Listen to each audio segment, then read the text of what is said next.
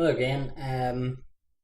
In this video we're going to look at slightly more complex rooms. The best process to draw accurately and quickly to achieve any shape of room really that we want. No matter what the shape is, the process remains the same. We have a little diagram here from Nick we did a while ago, and it's a basic sketch. It has all the dimensions that we need. It's a slightly awkward shaped room, and it's what we all encounter day to day, so it's important to know how to do. I'm going to go quickly through the theory first of all. So we're going to start off with a square room, and we're going to remove parts of it. So we're going to start with a square this size, and we're going to remove these portions to end up with the final room. That is the most accurate way of drawing these rooms and the quickest. So in this particular room we have a maximum outer dimension of 5,400 by 7,200. So I'm just going to plot that in Vectorworks.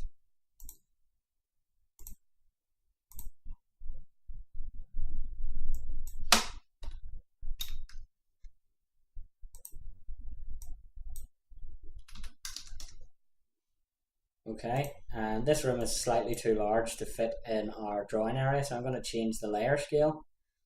And the way I do this is I just right click on a blank area, go to active layer scale, and we're going to change this to maybe 1:25. Yeah, that fits the room nicely. Okay, and what we're going to do as before is extrude this. So Control and E, extrude that out 10 millimeters, and there we have our maximum outer dimensions. Now, just to fit on the canvas better here, I've rotated the room round 90 degrees. So I'm going to do the picture to match. So that's the way we're looking at the room now. So 7,200 that way, 5,400 that way. We have some significant measurements we have to follow here. So we know this wall is 2,300 before we get this line and coming across to where the doorway is. So this wall is 2,300, and I'm going to measure that in our drawing. So it's this wall here. We're just going to use our dimensions tool.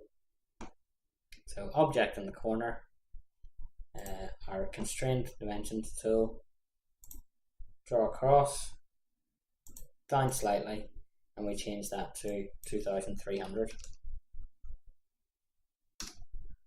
So that is going to be the apex here, and it's going to come across roughly here. Okay. Another measurement that we know is this one down here. So it's 2,800. So again, we're going to draw from this corner to here. We're going to change that to measurement we know, 2,800. Okay.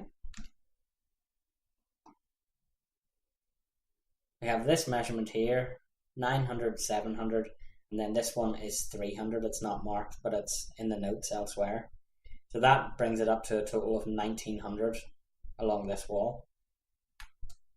And the way we'll do that is just on this point, so you can see it comes up this point, straight across,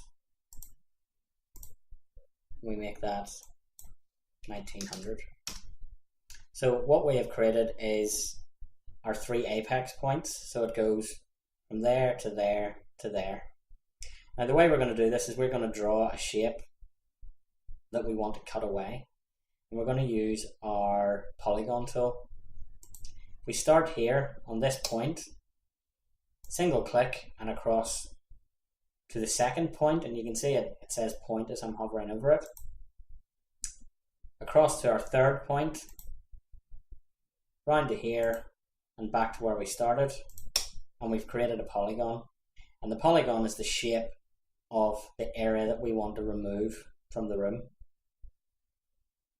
So if I extrude this, so Control and E, 10 millimeters the same, we now have our main outer dimensions, and we have the part we want to remove.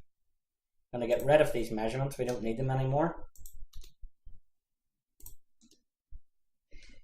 I'm going to highlight both of these. The way we do this is we click, first of all, with our mouse on one, hold down your shift key and click on the other, and these are now both selected.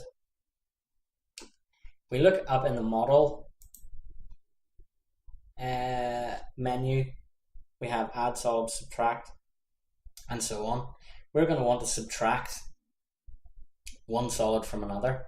So if I click subtract, and this blue line is asking me to highlight which object I want to subtract from, i.e. the part that will be left, and it's of course the larger one. So I click OK.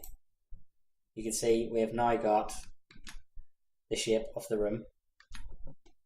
The process is now exactly the same as it was before. We simply draw the walls around the floor. Just be a little more careful in these unconstrained lines. And there we go. We have our complex shaped room. Dropping in the doors is exactly the same before, as is windows.